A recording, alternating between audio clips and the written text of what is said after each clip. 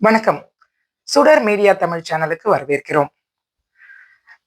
கடந்த 2 நாளா நம்ம ஒரு விஷயத்த பத்தி பேசிட்டு இருந்தோம். அதாவது அ பட்டிமன்ற ராஜா அமெரிக்காவுக்கு பேச போன இடத்துல, அட்லாண்டாவுல அவருக்கு சாப்பாடு சமைச்சு கொண்டு வந்த ஒரு பொண்ண "இங்க என்ன சாதி?" அப்படின்னு கேட்டது ஒரு சர்ச்சைய ஏற்படுத்துச்சு. அ அதுக்கு அப்புறமா நேத்தும் அவருக்கு அதுக்காக ஒரு விளக்கம் கொடுத்து வீடியோ வெளியிட்டிருந்தாரு. அத பத்தி நேத்து பேசணும். இன்னைக்கு அதனோட அப்டேட் என்னன்னா, ஒரு விஷயம் நடந்தது. அத அவரு ஏத்துக்கிட்டாரா? இல்லையா? அவரு சரி அப்படி பேசினது தப்புன்னு மன்னிப்பு கேட்டாரா? ஏதோ பூசி மழுப்புனாரா? ஏதோ அது முடிஞ்சு போச்சு. அத கடந்து போயிருவோம் அப்படிங்கிறது இல்லாம, இப்ப என்ன பண்ணியிருக்காங்கன்னா, அதாவது "வல்லான் வகுத்ததே நீதி" அப்படின்னு கருணாநிதியோட வசனம் ஒண்ணு. அது ஆக்சுவலா பழமொழி தான். "வல்லான் வகுத்ததே வாய்க்கால்ன்னு" சொல்லுவாங்க. அவரு அத நீதின்னு மாத்தி எழுதியிருப்பாரு திரைப்படத்துல. அந்த மாதிரி விஷயமா, பாதிக்கப்பட்ட பொண்ணையே குற்றவாளியாக்குற கயமை இருக்கு இல்லையா? அதாவது செல்வாக்கு உள்ளவங்க நெனச்சாங்கன்னா, என்ன வேணா பண்ண முடியும்ன்ட்டு. அந்த மாதிரியான ஒரு தாக்குதல, இப்ப அந்த சம்மந்தப்பட்ட பொண்ணு மேல அ அ தொடங்கியிருக்கிறாங்க. அது ரொம்ப வருத்தத்துக்குரிய விஷயமா இருக்குது. இப்படி ஒரு சம்பவம் நடந்துருச்சு. அவங்க மன வருத்தத்த தெரிவிச்சாங்க. அதுக்கப்புறமா இவரு பேசினாரு. இவரு தரப்புல இருந்து ஒரு வீடியோ வெளியிட்டாரு. அவ்வளவுதான் தெரியும். எல்லாருமே என்னமோ கிட்ட இருந்து பார்த்த மாதிரி அந்த சம்பவத்த நேர்ல பார்த்த மாதிரி ஆளாளுக்கு கருத்து சொல்ல ஆரம்பிச்சாங்க. நம்ம மக்கள் கிட்ட 2 முக்கியமான சரியில்லாத குணம் அப்படின்னு சொல்லலாம். அது என்னன்னா, ஒண்ணு ம் ஒருத்தவங்க ஒண்ணு சொல்றாங்க அப்படின்னா, அந்த ஒரு தரப்ப மட்டுமே கேட்டுக்கிட்டு, அத நம்பிடுறது. அது குறித்து தன்னோட கருத்த பேசுறது அப்படிங்கிறது ஒண்ணு. இன்னொரு விஷயம் என்னன்னா, ஒரு தப்பு பண்ணவங்க, ஒரு அயோக்கியத்தனத்த பண்ணவங்க, தன்ன சார்ந்தவங்களா, இல்ல தன்னோட ஜாதிக்காரங்களா, தனக்கு ஆனவங்களா, தன்னோட கட்சிக்காரங்களா, அந்த மாரி இருக்கிறாங்க. தன்னோட குடும்பத்த சேர்ந்தவங்களா, அந்த மாரி இருக்கிறாங்கன்னா, அந்த தப்ப மூடி மறைக்க பார்க்கறது, பூசி மெழுக பார்க்கறது, அ அவங்க கூட சேர்ந்துக்கிட்டோ, இல்ல அவ இவங்க தனிப்பட்ட முறையிலேயவோ, அ அவங்க மேல குற்றம் சொன்னவங்கள, பாதிக்கப்பட்டவங்களையே குற்றவாளியாக்க முயற்சிக்கிறது. அந்த மாதிரியான ஒரு விஷயம்.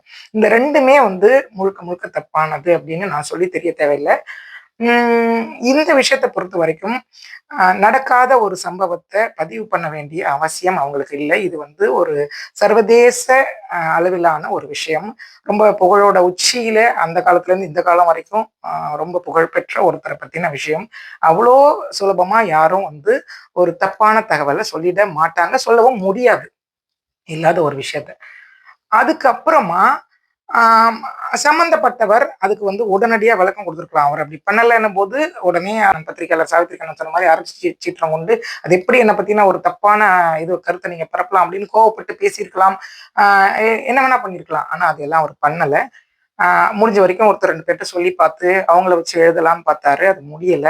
அதுக்கப்புறமா இவராவே ஒரு வீடியோ வெளியிட்டாரு. அவ்வளதான். அவர் வெளியிட்ட வீடியோவ மட்டுமே வச்சுக்கிட்டு, அவர் மேல எந்த குற்றமுமே இல்ல. சம்மந்தப்பட்ட பொண்ணு தான் அவர் மேல அபாண்டமா குற்றம் சுமத்துனாங்க.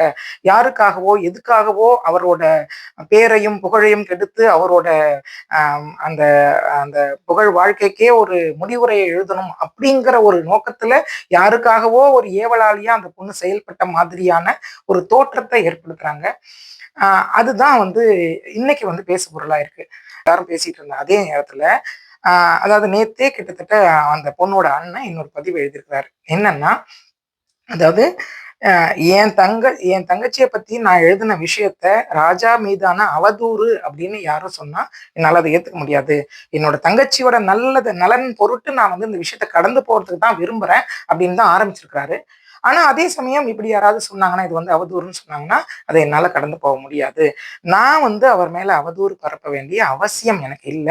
அவர ரொம்ப மதிச்சு விரும்புற என்னோட தங்கச்சி, அவரோட பட்டிமன்ற பேச்ச ரொம்ப விரும்புனதுனால தான் அவங்க தன்னோட அபிமான ஒரு ஒரு பேச்சாளருக்கு அவங்க ஆசையா சமைச்சு கொண்டு போனாங்க. அப்ப அவங்களுக்கும் அவர் மேல ஒரு அவதூற பரப்ப வேண்டிய அவசியம் கிடையாது. ஆ இது என்ன நடந்ததுன்னா, ஆ இவர் ஃபோன் பண்ணி பேசியிருக்கிறாரு. அதாவது ராஜா இந்த இந்த பிரச்சனைக்கு அப்புறமா சம்மந்தப்பட்ட பொண்ணுக்கு ஃபோன் பண்ணியிருக்கிறாரு. அது அவங்க கணவர் தான் எடுத்திருக்கிறாரு. அப்போ அவங்க இவரு இதே விஷயத்தையே சொல்லி மழுப்புறதுக்கு பார்த்திருக்கிறாரு. அதாவது நான் செட்டியாரான்னு கேட்கல, செட்டிநாடான்னு தான் கேட்டேன் அப்படின்னு. அதுக்கு அவங்க ஒத்துக்க காணோம் இவர் சொன்னது. இல்லங்கய்யா, நீங்க சொல்றது எங்களால ஏத்துக்க முடியாது. நீங்க அவங்கள செட்டியாரான்னு கேட்டீங்க. அதுக்கு அவங்க பதில் சொல்லாம இருந்ததுக்கு அப்புறமாவும் நீங்க என்ன ஜாதின்னு கேட்டீங்க. அதனால என் மனைவிக்கு மன உளைச்சல் ஏற்பட்டது உண்ம. அவங்க அதனால வேதனைப்பட்டது உண்ம. எங்ககிட்டலாம் சொல்லி அதுக்காக வருத்தப்பட்டாங்க. அதை வந்து நீங்க வந்து இல்லைன்னு சொல்ல முடியாது அப்படின்னு அவங்க ஆணித்தரமா பேசினதுக்கு அப்புறமா தன்னோட செயலுக்காக இவர் வந்து வருத்தத்தை தெரிவிச்சிருக்கிறார். சரி, நான் அப்படி வந்து பேசினது தப்பு தான், அதுக்காக வருத்தம் தெரிவிக்கிறேன் அப்படின்னு சொல்லியிருக்கிறார். சொன்னதுக்கு அப்புறமா அதுவும் இவர் அவங்க முதல்ல ஒத்துக்காததுக்கு அப்புறம் இவர் என்ன பண்ணிருக்கிறாரு, அங்க உள்ள அமைப்போட சேர்ந்து அவங்களுக்கும் சேர்ந்து கான்ஃபரன்ஸ் கால் போட்டு பேசியிருக்கிறாரு. அதுக்கப்புறமா தான் இந்த விஷயத்துக்கு வந்திருக்காங்க. அப்புறம் இவர் வந்து வருத்தம் தெரிவிச்சிட்டாரு. அப்புறமா என்ன சொல்லியிருக்கிறாரு, நான் இது விஷயமா ஒரு விளக்கம் தெரிவிச்சு வீடியோ போட போறேன். அதுக்கு வந்து நீங்க எதுவும் எதிர்வினை தெரிவிக்காதீங்க. சரி, தாராளமா போடுங்க அப்படின்னு சொல்லியிருக்கிறாங்க அவங்க. இதுதான் நடந்திருக்கு. சம்பந்தப்பட்டவங்க சொன்ன ஒரு வாக்குமூலம் இது. அப்படி இருக்கும்போது, ஆளாளுக்கும் அவர் வீடியோ போட்டுட்டாரு அப்படிங்கிறதுக்காகவே அவர் சொன்னதெல்லாம் உண்மை. அவர் அப்படி செய்யவே இல்ல, கேட்கவே இல்ல. அந்த பொண்ணு தான் தப்பா புரிஞ்சுகிட்டு, இல்ல அபாண்டமா அவர் மேல பழிய சுமத்துச்சுன்னு எல்லாரும் ஆளாளுக்கு வந்து இத தூக்கிட்டு வராங்க. இதனால பாதிக்கப்பட்டு தான் அவர் இன்னொரு பதிவு எழுத வேண்டிய சூழலுக்கு தள்ளப்பட்டிருக்கிறார். இது இது என்ன மாதிரியான மனநிலை அப்படின்னா, நம்ம மக்கள் வந்து யார் எத சொன்னாலும் அந்த நட்புக்காக படத்துல ஒரு பாட்டு ஒண்ணு வரும். அதாவது அவங்க சின்னையா, பெரியய்யான்னு 2 பேர் இருப்பாங்க. அப்போ யார் எத சொன்னாலும் ஆமா, ஆமா சின்னையா, ஆமா, ஆமா பெரியய்யான்னு சொல்லிட்டு அந்த குழுவினர் வந்து ஒரு பாட்டு பாடுவாங்க அவங்க கூட. பின்பாட்டு பாடுவாங்க. அந்த மாதிரி கதையா இருக்குது. ஒரு நம்ம மக்கள் வந்து எத படிக்கிறாங்களோ, அத வந்து சரி இதுல என்ன அளவுக்கு உண்மை இருக்குது, இல்ல இப்படி இப்படி நடந்திருக்கிறதுக்கு வாய்ப்பு இருக்கலாம் அப்படின்னு அலசி ஆராயவே மாட்டேங்கிறாங்க. நுனிப்புல் மேயிற அந்த ஒரு மனநிலையில, ஐயோ அப்படி சொல்லியிருக்காங்களா, ஆமாமா அது உண்மைன்னு சொல்லிட்டு உடனே வந்து இது தூக்கிட்டு வந்துடுறாங்க. அப்படி பண்றதும் தப்பு. அதே சமயம் நான் ஏற்கனவே சொன்ன மாதிரி, தனக்கு சம்மந்தப்பட்டவங்க, தனக்கு ஆனவங்க, தான் குடும்பத்த சேர்ந்தவங்க, தான் ஜாதிய சேர்ந்தவங்க, தன்னோட கட்சிக்காரங்க அப்படிங்கிறதுக்காகவே ஒருத்தவங்க பண்ண அயோக்கியத்தனத்துக்கு அத வந்து மூடி மறைக்கிறதுக்காக இவங்க வந்து சப்பக்கட்டு கட்டுறதும் சரியில்லாத விஷயம். அதாவது அது அறம் கிடையாது. ஆ பொதுவா இந்த விஷயத்துல அவர் நேத்து பத்திரிகையாளர் சாவித்திரி கண்ணன் எழுதின பதிவோட தொடக்கமே இப்படிதான் இருந்துச்சு. அதாவது இந்த அவங்களோட அந்த பயம் தான் இவங்கள மாதிரியான ஆட்களுக்கு பலமா இருக்குது. அத வந்து பயன்படுத்திக்கிறாங்க. அந்த பொண்ணு வந்து ஸ்டெடியா நின்னு இருக்கணும், சொல்லியிருக்கணும் அப்படின்னு சொல்லிட்டு. இப்ப அதுதான் நடந்துட்டு இருக்குது. அந்த பொண்ணு வந்து சரி பரவால்ல, போகட்டும் அப்படின்னு கடந்து போக விரும்பினதுனால வந்த வினை, இவங்க எல்லாமா சேர்ந்து அந்த பொண்ணு மேல தாக்குதல் நடத்துறது. அந்த பொண்ணு வந்து ஏதோ அவங்க வந்து தாழ்த்தப்பட்ட சாதி, அவங்களுக்கு வந்து இன்ஃபீரியாரிட்டி காம்ப்ளெக்ஸ் இருக்குது. அதனால தான் சாதாரணமா கேட்டத வந்து அவங்க இப்படி எடுத்துக்கிட்டாங்க, போயிட்டாங்க. இப்படி ஒரு பக்கம் பரப்புறாங்க. இன்னொரு பக்கம் ஏன் ஒரு சாதிய தான் கேட்டா என்ன? அதனால என்ன தப்பு இருக்கு? அ உங்களுக்கு இஷ்டப்பட்டா சொல்லிட்டு போங்க. இல்லன்னா எனக்கு நான் அத சொல்ல மாட்டேன்னு சொல்லிட்டு போங்க. நான் சாதி மறுப்பு திருமணம் பண்ணிட்டேன்னு சொல்லிட்டு போங்க. இந்த மாரி ஆளாளுக்கு பேசுறாங்க. இன்னும் மோசமா என்ன பேசுறாங்கன்னா, நீங்க வந்து இடஒதுக்கீட்ட என்னைக்கு ஒழிக்கிறீங்களோ, அன்னைக்கு தான் வந்து சாதி ஒழியும் அப்படின்னு. என்னங்க இதெல்லாம்? இடஒதுக்கீடுங்கிறதே இந்த சாதி படிநிலை அ வச்சு ஒரு குறிப்பிட்டவங்கள ஆண்டாண்டு காலமா அடிமைப்படுத்தி கீழ் மட்டத்திலே வச்சு அமுத்தி, அமுத்தி, அமுத்தி வச்சிருந்தத சரி கட்டுறதுக்காக கொண்டு வரப்பட்ட விஷயம் அது. நம்ம இவ்வளோ நாள் ஒருத்தவங்கள புடிச்சு அமுத்தி வச்சிருந்திருக்கிறோம். தலைமுறை, தலைமுறையா. அப்ப அவங்கள கொஞ்சமாவது மேல கொண்டு வரணும்னா, அவங்களுக்கு கை தூக்கி தான் தூக்கி விட வேண்டியிருக்கு. அப்படிப்பட்ட ஒரு விஷயம் தான் இந்த அ இடஒதுக்கீடு அப்படிங்கிறது. அதாவது மொட்டை தலைக்கும் முழங்காலுக்கும் முடிச்சு போடுற கதையா என்ன விஷயங்கிறதையே வந்து புரிஞ்சுக்காம, அ அப்புறம் எதுக்கு நீங்க சாதி கேட்கறீங்க? சாதி சர்டிஃபிகேட் எதுக்கு கேட்கறீங்க? கோட்டா எதுக்கு குடுக்குறீங்க? அப்படின்னு கண்டமேனிக்கு பேசுறாங்க. இதுக்கு என்னதான் பதில் சொல்றது அப்படிங்கிறது தெரியல. ம். இன்னைக்கு நான் முக்கியமா நான் ஃபோக்கஸ் பண்றதுக்கு நெனச்ச விஷயம் இது ஒண்ணுதான். ஒருத்தவங்க ஒரு விஷயத்த பத்தி பேசாம கடந்து போக நெனைக்கிறாங்க. சரி, ஒரு மதிப்புக்குரிய ஒருத்தர் அவங்க இன்னைக்கு வந்து அவரால கொஞ்சம் மன வருத்தம், மனவேதனை அடைஞ்சிருந்தாலுமே கூட, பல ஆண்டுகளா அவரோட மதிப்புக்கும், மரியாதைக்கும், அன்புக்கும் அ உ உ உரியவரா தான் அவர் இருந்தாரு. அது இன்னைக்கு அப்படியே ஒரே நாள்ல மாறிடாது. அவர் மேல கொஞ்சம் வருத்தம் வந்திருக்கும். என்னடா இது நம்ம இவ்ளோ அபிமானம் வச்சிருந்தோம் அவர் மேல, அவர் நம்ம வருத்தப்பட்டாரே! அதுக்காக அவங்கள பழி வாங்கணும், அவங்க மேல சேத்த வாரி பூசணும் அப்படிங்கிற எந்த உள்நோக்கமும் அவங்களுக்கு இருந்திருக்காது. அதுக்காக தான் சரி அவர் சொன்னத ஏத்துக்கிட்டு, சரி பரவால்ல நீங்க போடுங்க அப்படின்னு சொல்லியிருக்காங்க. அது அவர் போட்ட அந்த ஒரு வீடியோவ வச்சுக்கிட்டே வந்து சம்மந்தப்பட்டவங்க, பாதிக்கப்பட்டவங்க மேலேயே வந்து அவங்களையே குற்றவாளியாக்க முயற்சி பண்றதுங்கிறது நிச்சயமா அயோக்கியத்தனத்தோட உச்சம் அப்படின்னு தான் சொல்லணும். இதுல வந்து சாதிய அமைப்புகள், கட்சி சார்பு, அதாவது சாதி சார்ந்த கட்சிகளோட அமைப்பு, இதே மாரி கண்டபடி வந்து எல்லாரும் எழுதுறாங்க அந்த பொண்ண பத்தி. இது வந்து நிச்சயமா கண்டிக்கப்பட வேண்டிய ஒரு விஷயம். இது தவிர இன்னொரு விஷயம் என்னன்னா, அதாவது அந்த பட்டிமன்ற ராஜாவுக்கு ஆதரவு குரல் குடுக்குறாங்க இல்லையா? அவங்களோட அந்த அ பேச்சு எல்லாம். அப்படி பார்க்க போனா ஒரு சாலமன் பாப்பையா என்ன சொல்லியிருக்கிறாருன்னா, ஆஹா! என்னோட பண்ணையில வளர்ந்த பட்டிமன்ற ராஜாவ வந்து அவமானப்படுத்துறது, தமிழையே அவமானப்படுத்துறது தான் சமம் அப்படின்னு சொல்லியிருக்கிறாரு.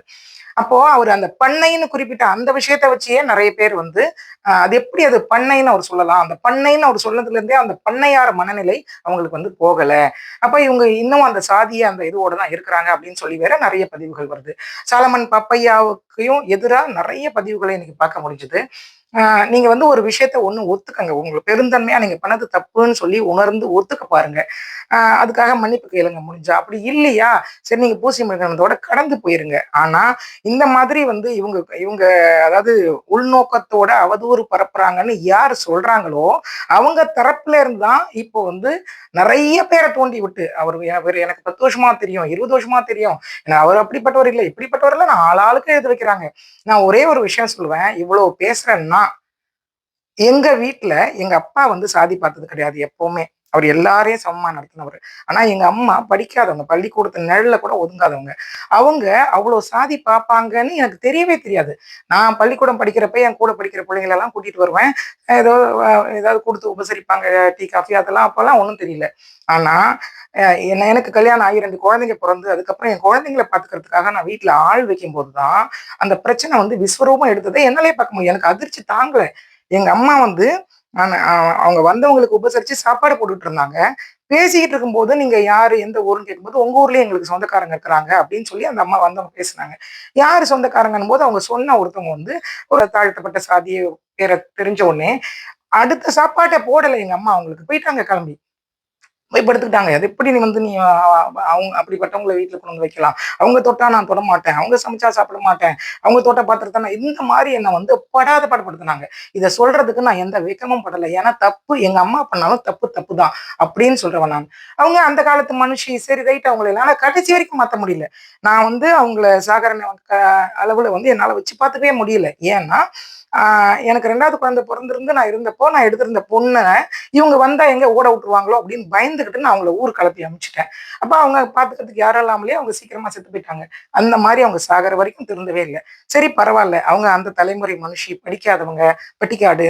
சரி பரவாயில்லன்னு விட்டுடலாம். ஆனா எல்லாம் படிச்சு, தமிழ் படிச்சு, எல்லாம் தெரிஞ்ச ஒருத்தவங்க இந்த மாரியான விஷயத்த பண்ணும்போது தான் எல்லாருக்கும் ஒரு கொந்தளிப்பது ஏற்படுத்துது. ஒரு விஷயம் தப்புன்னா தப்பு. அது யார் பண்ணாலும் தப்பு. இல்ல ஒரு ஒரு விஷயம் கேள்விப்படுறோம்னா, அத வந்து ஒரு சார்பா வந்து அத நம்பிடாம, அவங்களுக்கு வந்து சரி என்ன நடந்திருக்கு? இப்ப பெரியாரே என்ன சொல்லியிருக்கிறாரு? "யார் சொல்லி இருந்தாலும், எங்கு கேட்டிருந்தாலும், நானே சொன்னாலும், உன் புத்திக்கும் பொது அறிவுக்கும் பொருந்தாத எதையும் நம்பாத." இதையே தான் நம்ம முன்னோர்கள் நெறைய விஷயத்துல சொல்லியிருக்கிறாங்க. அதாவது அ ஆராயாம எதையும் வந்து முடிவுக்கு வராதீங்க அப்படிங்கிறது தான். எதா இருந்தாலும் தீர ஆலோசிச்சு ஒரு முடிவுக்கு வாங்க அப்படிங்கிறது. அந்த டக்கு டக்குன்னு ஒரு உணர்ச்சி வசப்படுற மனநிலை அப்படிங்கிறது இந்த காலத்துல எல்லார்ட்டயுமே இருக்குது. அந்த மனநிலை ஒரு சம்மந்தப்பட்டவங்க இப்ப சமீபத்துல கேரளாவுல ஒருத்தர் வந்து ஏதோ ஒரு பொண்ணு இந்த மாரி ஒரு அ சோசியல் மீடியாவுல அவர பத்தின ஒரு தப்பான பதிவு போட்டதுனால, அதுக்கு வந்து கமெண்ட்ஸ் எல்லாம் பார்த்துட்டு அவர் வந்து தற்கொலை பண்ணிக்கிற சூழல் வந்துச்சு. இப்போ அதுவே தான் கிட்டத்தட்ட வேற மாரி நடந்துட்டு இருக்குது. வேற வேற விஷயத்துல. நம்ம யாரையும் வந்து அப்படி தாக்கவும் வேண்டாம். தாங்கி பிடிக்கவும் வேண்டாம். தப்பு பண்ண ஒருத்தர அ அ நம்ம தாங்கி பிடிக்கவும் வேண்டாம். தப்பே பண்ணாத ஒருத்தர என்ன ஏதுன்னு தெரியாம நம்ம வந்து தாக்கவும் வேண்டாம். அப்படிங்கிறது தான் மனிதத்தின் மீதும், சமூகத்தின் மீதும் அக்கறை உள்ளவங்களோட நிலைப்பாடா இருக்கும். அதுதான் எல்லாருக்கும் தேவை. நாளைக்கு இன்னொரு விஷயம் பத்தின அலசலோட உங்கள சந்திக்கிறேன். அதுவரைக்கும் நன்றி கூறி விடைபெறுவது வாசுகி லட்சுமணன்.